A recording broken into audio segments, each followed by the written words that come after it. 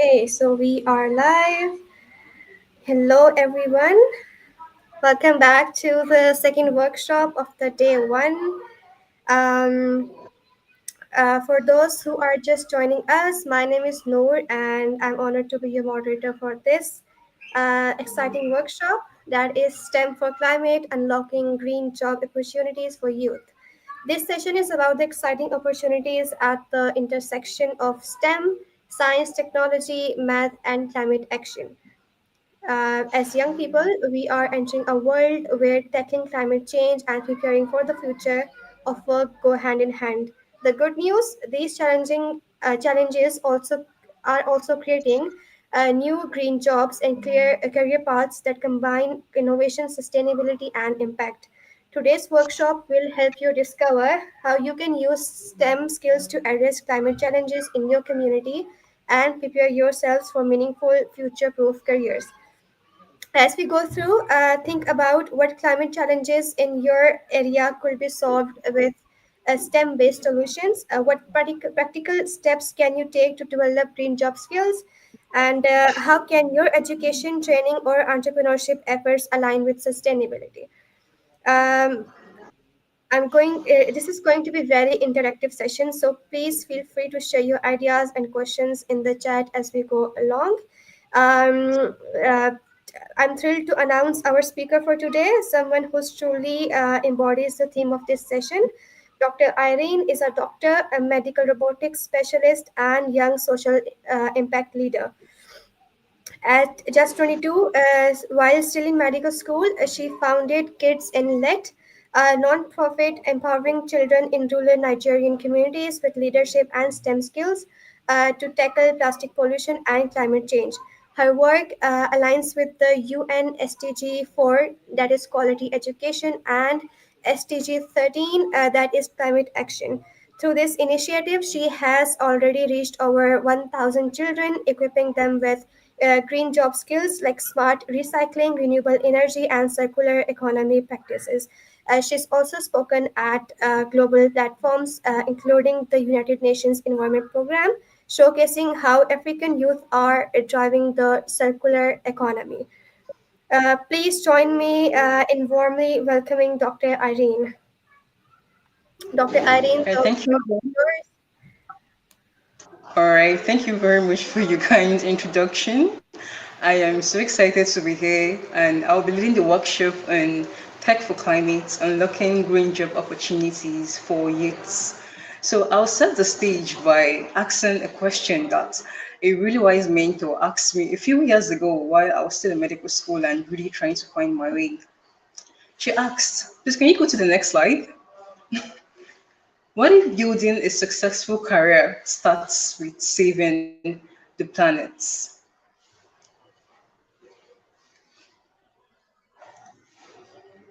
Please, can you go to the next slide, please?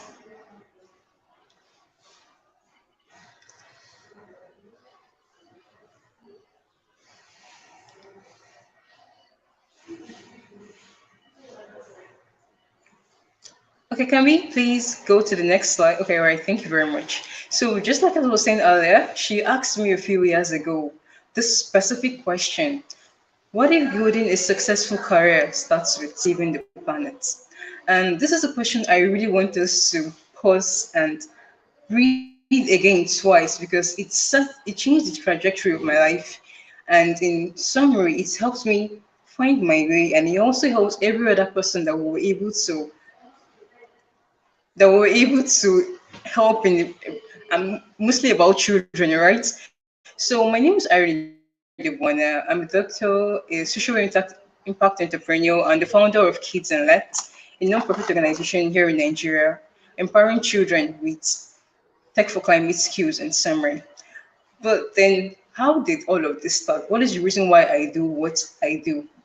So I grew up in Ijaniki, a small community in Lagos State, Nigeria. I am Nigerian, if you don't know already. And there we faced a very serious, overwhelming plastic pollution problem. And I remember myself as a little girl walking to school, especially when it rains, with piles of plastic waste all around me. And I asked myself, even then as a little girl, can we do something about this? But then I was so young that I felt really helpless, as every child would feel helpless in such a situation, right? However, 20 plus over the 20 plus years of my breeding existence, I have gathered so much experience from programs, from my own initiatives, and I can now give you the certain secrets to solving climate solutions using technology while at the same time getting economic benefits from doing this. So please can we go to the next slide?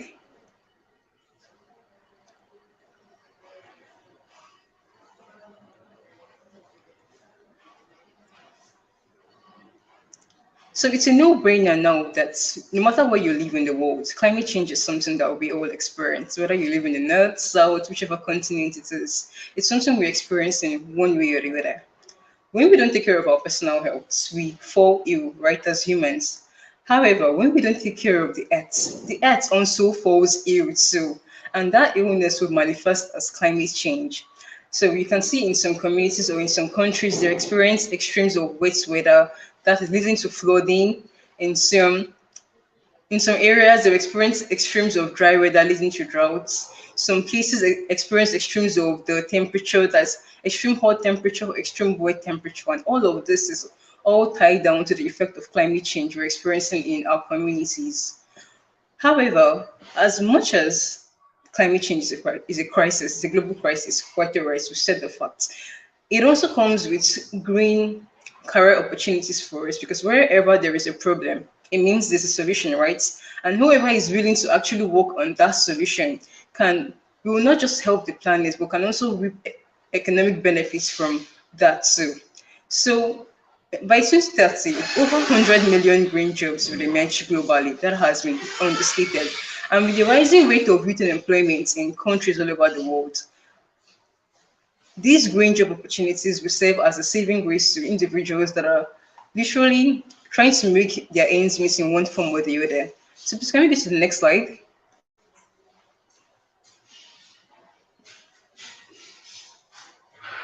Okay, so before I go on, really, what are green jobs? You've heard me talk about climate change, the effect of climate change in different communities all over the world. But then, how is the relationship of what's the relationship of climate change to green jobs, which is the main topic that we'll be treating in this workshop? So, green jobs are generally job opportunities or job roles that can help us solve climate change while also reaping economic benefits to an individual or for a country.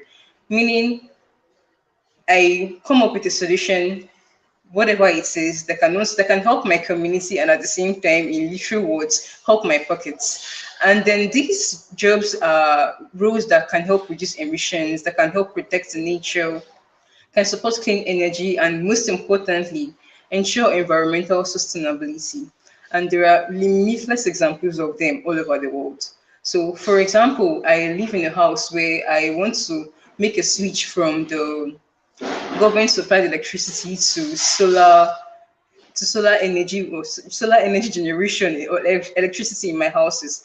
I most likely am going to get or try to contact a solar panel installer, right? A solar panel installer is an example of a green job that is very available in almost all countries of the world right now. Also, another example has to do with circular economy entrepreneurs. If you're not familiar with what circular economy is all about, it's all about encouraging reuse and recycling in communities and countries. So I have a friend who runs a company called Kaiki here in Nigeria, where they help encourage individuals to not just end up throwing their waste clothes or waste plastics, but then recycling them or selling them off to others, generally encouraging reuse and recycle in a community. So this is another example of green job opportunities that are actually available. There's also the climate software developers. Like for example, I want to build an app or a website that can help monitor climate change or carbon emissions, either in my country or for my company.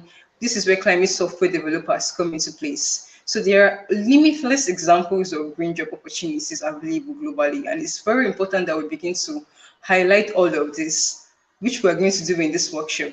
So can we go to the next slide, please?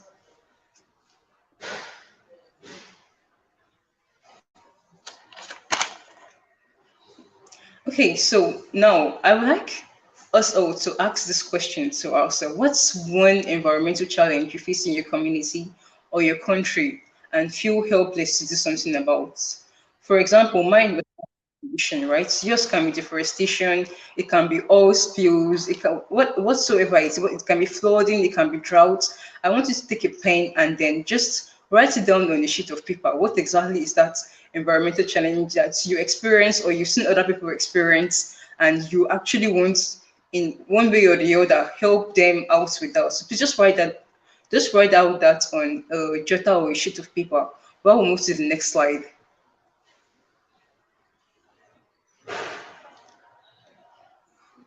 Okay, so far we've been talking about climate change, about green job opportunities, and now we're going to go in depth into the main aspect of this workshop, which is how technology actually comes into place of all of this, right?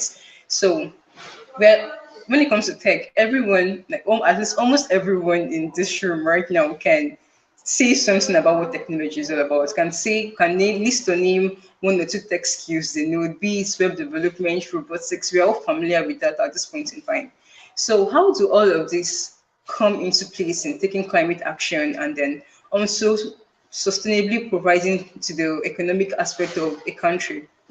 So for example, now we have data science. If you're familiar with what data science is about, you will know that it has to do with taking down records, being able to make predictions based on past records, generally helping to make future predictions from past records or from past experiences. Okay, so data science, when you learn a skill like data science, applying it to solve climate action, you can help predict floods in countries, you can help to monitor pollution also. Now, for robotics, which is the field I'm actually really specialized in, robotics can help with creating smart recycling bins that can help automate waste sorting. So if you're not familiar with what smart recycling bins are, they are literally machines that can help you separate your glass trash from your plastic trash from the ones that can decay. It all does all of that like automatically. So there is also the application of robotics in smart agriculture. We're going to get more in depth on all of this later on. So there's also the Internet of Things. The Internet of Things has to do mostly with creating smart sensors for water, for air, for soil, or for power.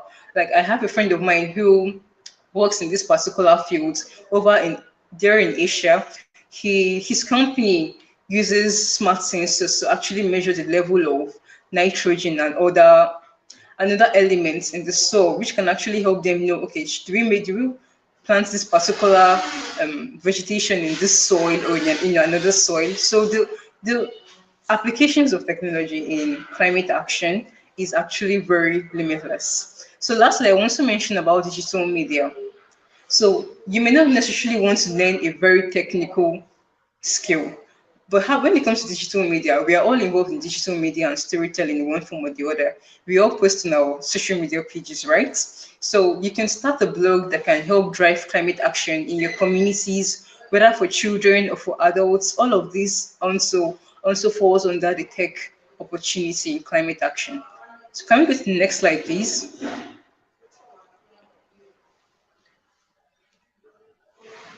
All right, so now I'm going to highlight few significant examples of youths that are actually using technology for climate action globally. So we get to realize that, okay, in all of this I've been talking about, it's not limited to a specific age or a specific gender or a specific socioeconomic class or location. Generally, even with very limited resources, people have been able to do amazing things, helping the helping to solve climate change through technology while also reaping economic benefits from this. So please, the next slide. We're going to go continent by continent for this. So we're going to start with Asia. Please, the next slide. All right. So across Asia, I came across a very interesting story on a website recently about youths that are using IoT sensors and mobile apps to make farming more efficient and climate resilient. For example, now in India, this group of youths, they were actually really teens, they were really so young. They set up soil moisture sensors that can help to reduce water use, meaning when the sensors are placed in a specific soil, and they can help you regulate the amount of water that's actually needed for crops to survive in that soil, meaning you don't have to end up using excess or less down of what you actually really need for your crops to survive. Also, we have in the Philippines, there are solar paneled cold storage units that help save crops after the harvest. And this is actually really interesting, and it's something I am really looking forward to applying over here in Nigeria. So the impact of all of this is that there are over 30 to 50% reduction in water waste in these communities. These farmers tend to have higher yields because of all of this smart technology, helping them know when to plant, when not to plant, and so on. And in the process, the youths that are actually involved in this end up empowering other youths too in in their communities. So leading to more youth training in the agri technology sector. Please, the next slide. So next, we're going to talk about South America, and we're going to highlight a specific example in Mexico, where a few Mexican youths they came together to create a project that can help regreen urban areas in their communities. Meaning, most of their buildings have rooftops, right? And these rooftops, in a good number of situations, are they either end up being unused or we used to store really like really scrap metals or some other things that are really not useful. So this team came together to create rooftop gardens. They planted trees on the rooftops of this in the houses of these communities and then installed solar panels too, meaning they can generate electricity using the solar panels and then the plants that are also planted on those rooftops can also help to reduce the effect of climate change by taking in carbon dioxide and another form of green energy waste, right? So far, over 100 plus homes in that community have adopted these mini tree gardens in their rooftops, which is really interesting. So also there, just like in Asia, so many other youths have been trained in solar technology and digital advocacy, and this also helps promote sustainability habits in schools, especially for children, because in the end, if most of all of these habits, it's usually really helpful when we start young, like when we start building the habits from children, because the older we get, the harder it becomes to actually learn all of these things, because it usually means changing our culture. So can we get to the next slide, please? All right, so next in Europe. So there are individuals in Europe that built a mobile app called Carbon Watch UK. And this app is really interesting because it helps users track their personal carbon footprints and recommend greener choices for them in the process. So they work with individuals, they work with businesses that are interested in in in tracing their personal carbon footprint and are very interested in ensuring that their sustainability habits and their sustainability habits are literally in check. So please can we go to the next slide? Okay, also, and in Australia, there are a number of youths that are working to, this has to do with robotics. They are building underwater drones, meaning drones that can survive, they can literally endure the fact that they'll be under seawater for an amount of time. So they use these drones to monitor coral bleaching and report any form of damage in their waters around them. And this helps support marine science. It helps build local youth tech capacity, and it most importantly gives early warning sign for the coral reef health in their seas. So to the next slide, please.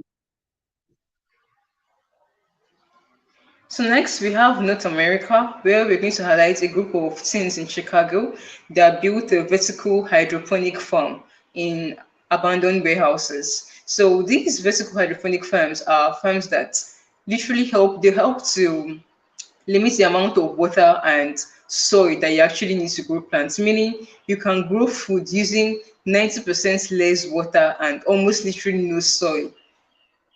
All of this is all related to how technology can come in climate change. So the most of the technology that actually used in this has to do with hydroponics, water sensors, and app-based monitoring. And what they've used actually help ensure year-round farming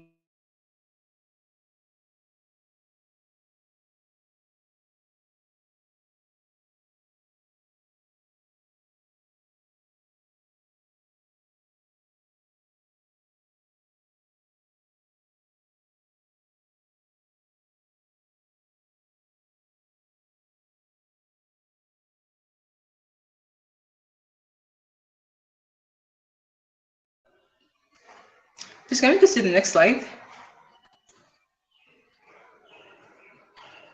Okay, and then we're going to talk about Africa, which is the continent I live in, specifically Nigeria. So this has to, my example here has to do with my own organization, that's Kids and Less, what we actually do with kids. So in most of our boot camps or climate technology boot camps that we organize in these rural communities, they use discarded plastic bottles and then repurpose them into solar powered lamps, meaning they learn about smart recycling, they learn about renewable energy too, all in the process of just one particular, like in a boot camp of 1 to 2 days. So they recycle plastics, waste electronic materials, and a number of other things to create lamps that can now be sold to individuals that have individuals in off-grid homes that have either a that has electricity problems or don't have stable electricity in one way or the other. So in the process of all this, they also help to reduce plastic waste in their communities, and it also empowers kids with practical STEM and sustainability skills in the long run. So please to the next slide. So now, remember when I told you earlier to write down the environmental challenge that you face or you've seen someone else face? So I believe right now you have an idea of what environmental challenge you would love to solve, but you may now be asking yourself, really, like how do I start? Where do I start from? So please can we go to the next slide while I take you through that?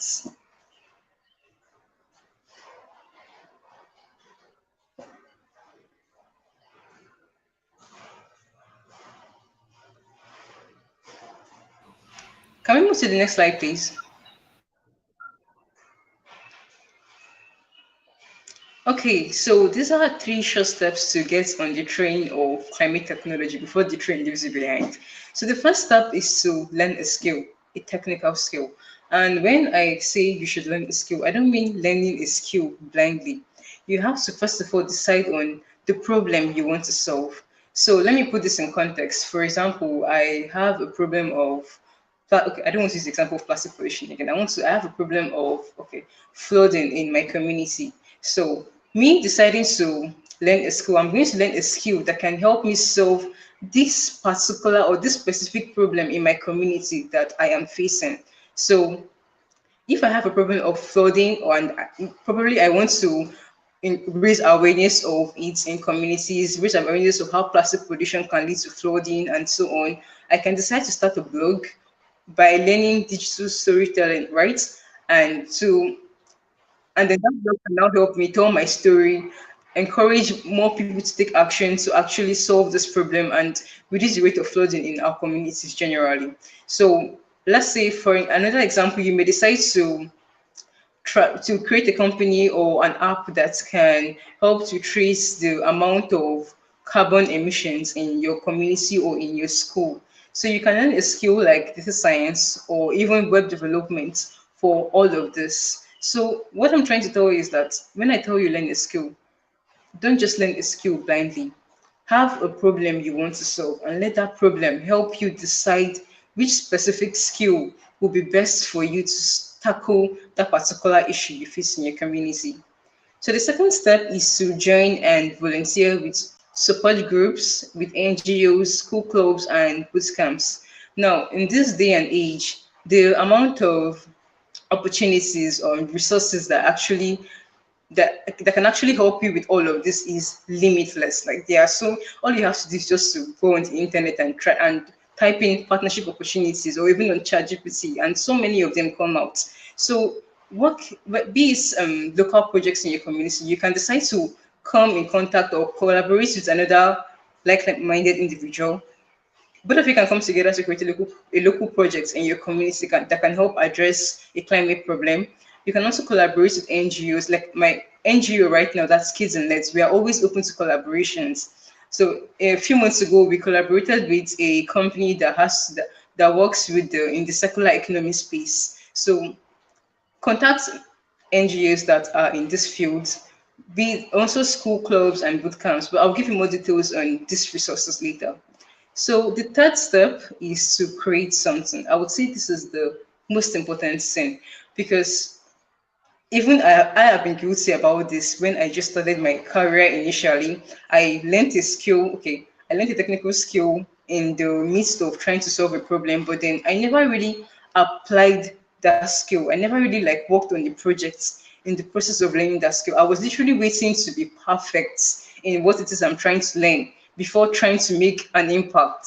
So while you're learning that skill and collaborating with other people, it's also very important for you to use your knowledge immediately. Don't just store the knowledge or stack them on each other. Whatever you learn in on one particular day or one particular week, apply it. You can start creating an app that can help track your carbon emissions, or an app that can even help with waste management in your country. You can create awareness videos. You can literally start small. Don't wait till you're perfect. This is actually very important because it's a mistake that most of us get to make along the way. So can we go to the next slide, please? Okay, so now I'm going to highlight learning resources. I talked about learning a skill, right? So where can we learn all of the skills? Like with our phones, your phones can literally give you everything you need in this day and age. That's the truth. So we can find courses on climate change, sustainability, data science, and so many other on Coursera. You can find courses on introduction to environmental technology, on renewable energy, on edX. You can also take the free climate change courses that are actually offered by the UN. I know I've taken one of those in the past. So when it comes to your learning resources, don't limit yourself to what you see on the screen. Do your research. All you have to do is just to type it out on your phone, and so many of all of this come up. Okay, you can join climate tech boot camps. I know there are a lot of organizations that organize this 1 month, sometimes 3 or 6 months boot camps that can help you either build your business in the climate technology sector or even just learn the skill. So can we go to the next slide, please? All right, so this is more about the partnerships I was talking about. So I talked about working with local NGOs in your communities. And when I'm talking about local NGOs, don't just wait for them to like see what you are doing and reach out to you. Be proactive, write emails, type out an email or draft out an email or a message on social media, reach out to them. Most of these non-government organizations are always looking for individuals that are willing to like support their mission, support their cause, while at the same time building themselves simultaneously. So reach out to NGOs in your communities and even globally. Don't limit yourself to where you live, please. Then you can also work with green technology startups. You can volunteer or intern with them. You get to learn a lot from these startups, actually. This I can tell you from first-hand experience. So there are other organizations like the United Nations Environmental Program and the UNGO these are global networks that actively support youth in climate advocacy. You can find climate circular economy startups. Example, Kaiki. Kaiki is one in Nigeria. However, there are so many other organizations, not limited to that. There's also Trashcoin. I think Trashcoin is also in India right now. There's so many of them. And last and most important, hackathons and bootcamps or workshops just like this. Because the truth is that the easiest place for you to find people who are just like you, people who are just as interested in climate technology as you are, is in workshops like this. Because most individuals who attend these workshops have the same mindset, have the same interest as you are. So after this bootcamps, be proactive, reach out to more people that we're able to attend these programs, reach out to them, work together to collaborate on local projects or even global projects. You can join hackathons, you can join boot camps, because all of this in general will help you in your career and also help you in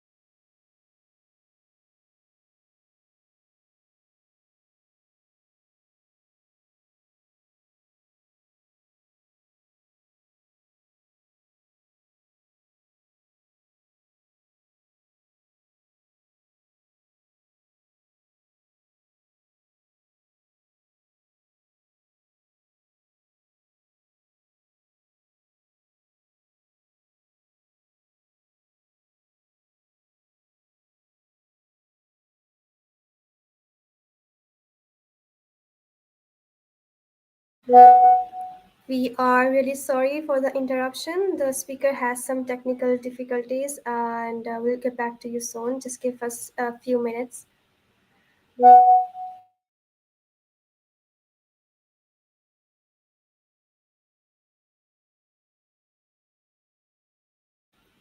Till then, if you have any questions, please put them in the comment section, and Irene will be there to answer those questions for you.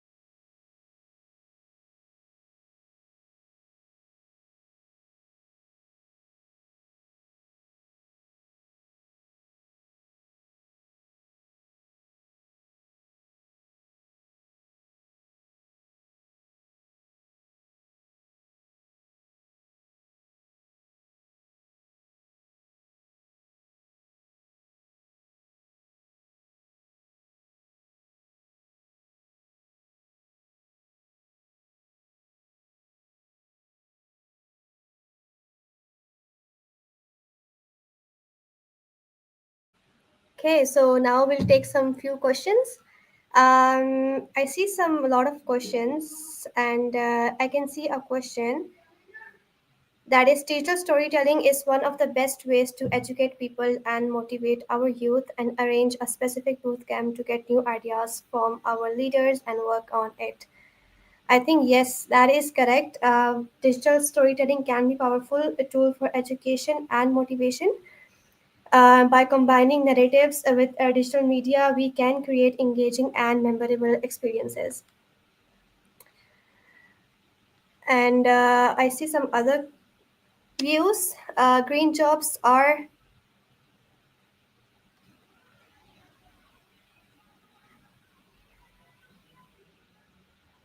sorry, I see some questions in the comment section. I'll be going through some of those till the speaker joins in. Um, okay, so we have someone said, by combining digital with sustainability, we can empower youth to create solutions that protect the planet while building inclusive future read economies. That is true. We can, yeah. And then green digital storytelling is one of the best ways to educate people and motivate our youth, and arrange a specific boot camp to get new ideas from our leaders and work on it. That is correct. Digital storytelling can be a powerful tool for education and motivation, and by combining narratives with digital media, we can create engaging and memorable experiences. So, we are short of the time. I think the speaker is not able to join again. We have to conclude the session. So thank you so much for Dr. Irene for sharing her journey and insights, and to all of you for bringing your energy and ideas. Today we have seen how STEM skills can be a powerful tool for climate action, and how young people can lead the way in building a green economy. On behalf of International Youth Conference IYC 12, thank you for joining us, and let's keep this momentum going and carry these ideas into action. Thank you so much everybody for joining in today with us, and we'll see you in the next session.